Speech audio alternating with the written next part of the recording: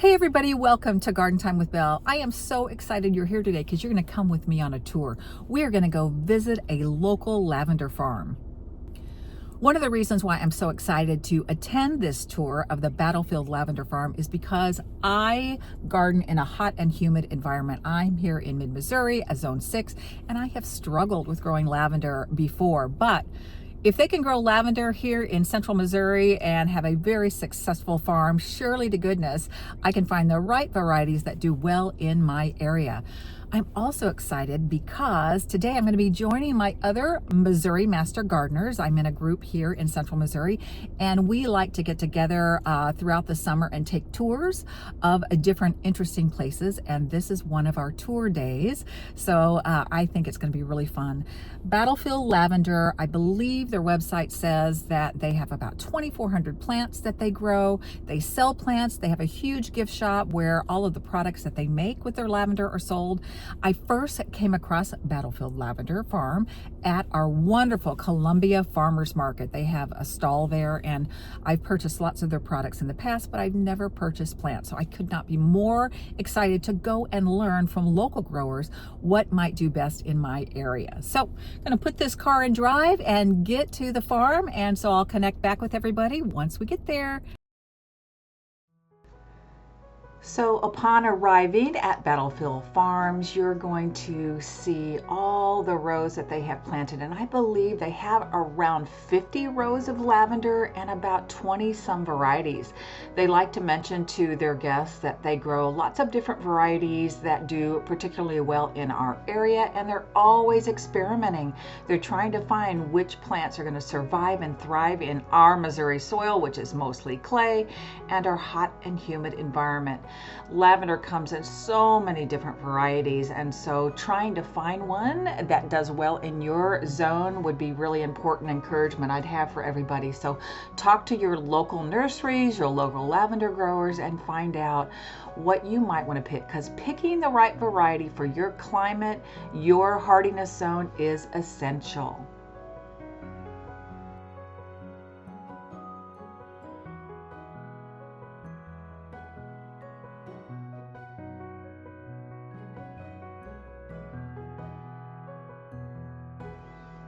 So as I make my way to the big blue barn, I'm greeted by lots of great signage with, lots of important information. And I really appreciate that about Battlefield Lavender, is that you're not confused about what they offer, where to go, things that you might want to do on your visit there. And of course, no farm would be complete without some chickens to greet you. And in fact, I believe you can purchase some fresh chicken eggs in the big blue barn that these hens produce. So that was a nice little touch upon arriving at the farm.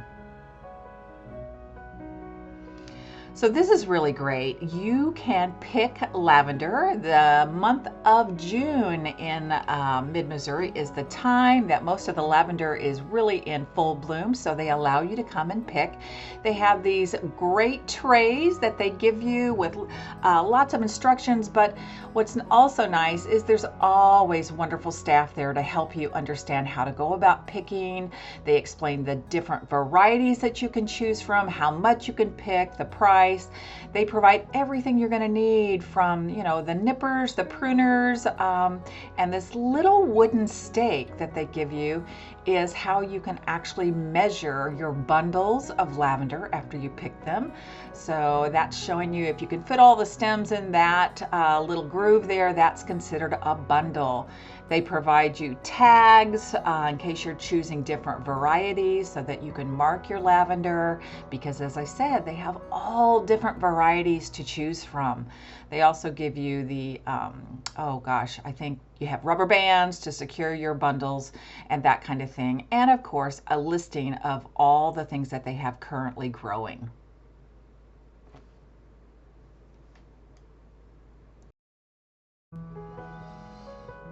As I make my way down one of their many rows of lavender, I just thought I would share with you some of the things that I learned on my visit. First of all, the staff there is tremendous. They cannot share enough enthusiasm about lavender. In fact, a young man named Carter, he and I just talked and talked and talked. He gave me so much good information. He also found me some plants to take home, and we talked about the different growing habits and that kind of thing. So anyhow, I learned that many of their lavenders are culinary and some are not for cooking. And within the culinary varieties, I learned that some of the lavender that you would want to cook with or use in your cooking is more on the savory side, so they pair well with certain kinds of proteins. And some of the lavender is more on the sweet side, that is better for sweets like scones and desserts. And so as an avid cook, that was really helpful information to me in terms of what I chose to grow, but also if you're going there to pick lavender, that might be something you want to keep in mind. So I'm making my way into their wonderfully air-conditioned, beautiful Big Blue Barn gift shop, and also they have a drying area that I'll show you later in the video. But oh my gosh, so many options to choose from. As I might have mentioned earlier, I have been purchasing their products at the local Columbia, Missouri farmers market where they have a stand, and I just love their products, but I'd never been to the gift shop, and wow, so many choices. We'll see here later in the video, I'll share with you what I scored on and the purchases from the gift shop. But you know, they have all kinds of swags, hats, t-shirts, and many products made with lavender. In particular, this drew my interest because this is an area where they sell a lot of products that are infused with lavender for cooking, and they even have cookbooks on cooking with lavender, all kinds of oils and vinegars and sugars and actually baking mix. Oh, here's a little look at their drying room. The hid coat or hide coat, I don't know how to pronounce it, but that's one of the plants I bought. That's one variety, and they've got some of that drying in the room. You can buy dried bundles, but again, you can pick fresh at the you pick during the month of June. So right outside of the Big Blue Barn, they've got tables set up where you can purchase plants, and of course here are some of their lavender plants. What I will mention is that really I should have come in May for the biggest selection, but I came home with Vera and hid coat or hide coat. Just catching up with my Master Gardener group, and they are out. One of our gals decided to pick, and I think she picked a couple of varieties, but I think this row is maybe Melissa, and look at, it's a very soft pale pink. Didn't even know that lavender came in pale pink and whites, but this was one variety that she picked, and there she's got another little bundle in her wooden tray. So there she is with a couple of little bundles of lavender to take home and use in her own house. Just such a fun way to pick lavender.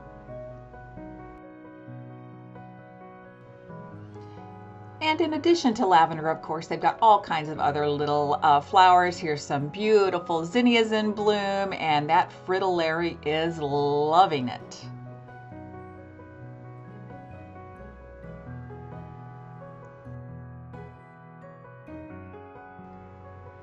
I wanted to share with you all just a little bit about growing conditions. Lavender is native to the Mediterranean, which means it loves growing in hot, dry, arid climates. We don't have that in mid-Missouri, but one of the ways to get around that is to mound up the soil where you plant your lavender, to plant your lavender in containers that have well-draining soil. It's not completely drought tolerant. You can see here they've got drip lines, so it does need a tiny bit of water from time to time. But those are some tips on how you can manage it in your area. I had to include this little snippet. This is their loofah tunnel, and my friend Ellen and I thought we better explore this novelty. Never grown loofah before. If you all have, leave your ideas in the comments section below. But apparently it makes a great tunnel. It grows prolifically here, and look at the beautiful yellow flowers. So pretty and fun. Well, it's about time for me to end the tour today. I'm heading back to that big blue barn to do some last minute shopping before I head home. So much fun. If you are in the mid-Missouri area, oh my goodness, you need to put this on your must-visit list. Well, what a great tour of Battlefield Lavender. And so before I leave this amazing farm, I want to show you what I scored on today, what I picked up for myself. I purchased 2 lavender plants. This is Hidcoat, and this one is Vera. So I believe, if I have it straight, Hidcoat is a deep, deep dark purple that does really well in our mid-Missouri hot and humid summers. And Vera is also purple, a little lighter purple. I think Vera has, if I'm not mistaken, shorter stems, and Hidcoat has the very long stems. So I'm excited to try to grow those. And then, of course, in this amazing gift shop, let me show you what else I got. I got this lavender white chocolate scone mix. I happen to make scones a lot from scratch, but I've never tried lavender scones, so I thought that would be fun. And they sell a lavender sugar, and so I thought, yeah, I like to put that coarse sugar on top of pastries, and scones are perfect for that. So I got this lavender sugar to sprinkle on top of my scones, so that's delicious. And then I got stocking stuffers. They have all kinds of lavender soaps that they make in a variety of colors. They blend it with things like, what's this one? Oh, eucalyptus, gosh, let's see, peppermint,